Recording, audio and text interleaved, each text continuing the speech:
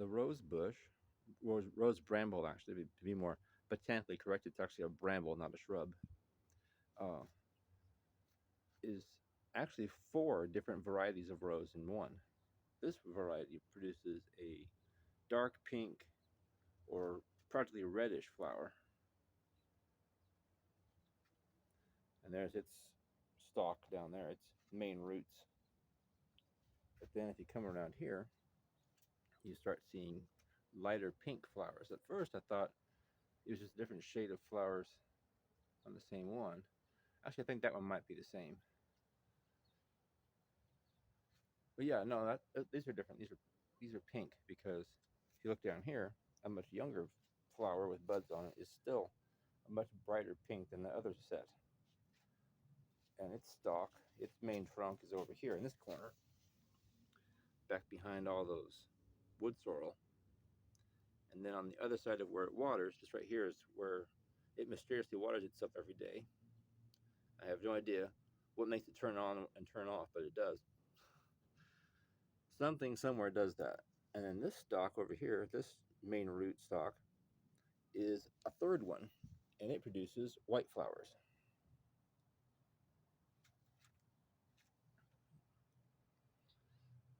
It's currently the most prolific one, but earlier in the spring it was a red one. It's doing a bit more. And then the fourth one produces yellow flowers. It doesn't seem to grow quite as many at the moment, but it does have quite a few buds on it. Its rootstock is over here. The yellow ones are the strongest scented of the four. They smell, to me anyway, a bit like peaches or apricots, which kind of makes sense because peaches and apricots and those kind of things are in the rose family, as are apples. But I guess it's no accident that smells a bit like peaches. The other ones the white ones smell faintly of a really nice perfume. It's not nearly as strong as do the pink ones and red ones, but their perfumes are slightly different. Each one is distinctly different from the other. They're not nearly as strong as the yellow ones, though. This one over here ought to have a scent to it, and it does. It smells. It kind of has that quintessential rose smell. You know, if you smell rose water or rose hip tea, it smells kind of like that. And then this one over here, this one's not nearly as strong. I can barely smell it, and it's not as sweet smelling as the other one. It's about the best way I can describe it. It's still rose, but it's not as sweet of a rose. And then this one over here, even though it's not fully open yet, already smells like apricots or peaches. It smells like if you were to smell a scratch and sniff book or sticker book, and it had one that said apricot or peach on it. I bet it would smell like that. Interesting stuff. But this rose bush was already here when we moved in. It was about half this tall. I've allowed it to grow taller. I will cut those canes. Yeah, the stems on a rose bramble are called canes, as they are on blackberries and raspberries and all the other things like that too. They're also brambles. But those canes that are about to touch the soffit there, the eaves, I will cut that back so it doesn't smack against the window too much in the wind when the wind blows, and doesn't damage itself. I'm not too worried about breaking the window. I don't think it ever would, unless they got really big and full of bark. But it'll definitely damage itself in a windstorm. It's on the north side of the house with a little shelter from the west-facing sun because of the way this wall, which is lined up with the closet for the hall closet where the coats are and the closet for the master bedroom. This piece of wall here shelters the rose bramble some from the west sun.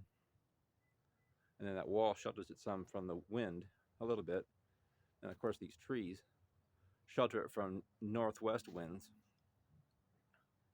So it's in a pretty good spot. They were thinking when they planted it. There used to be, when we first moved in, I found evidence of a rose bramble over here. Right about here someplace. I found the stump of it rotted off, but it's dead now. I think this might have been in a bad spot. It might have gotten too much sun from the west, and it couldn't handle it.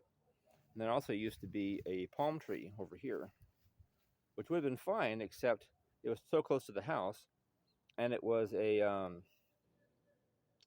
Canary Island date palm. So I knew it was going to get way too big for this spot, you know. So I had to cut it down. In fact, when we were talking to the owners of the house and taking the tour and everything, he says, "What do you think?" And I said, "Well, I love the house. I love everything about it. There's one thing that's going to have to change almost as soon as we move in, probably that same month. I'm going to cut that palm tree down." And he's kind of looked at me like, "Oh, that's too bad." "Oh, gee, that's too bad, you know." And I said, "Well, I don't mind palm trees. It's just it's in a bad spot.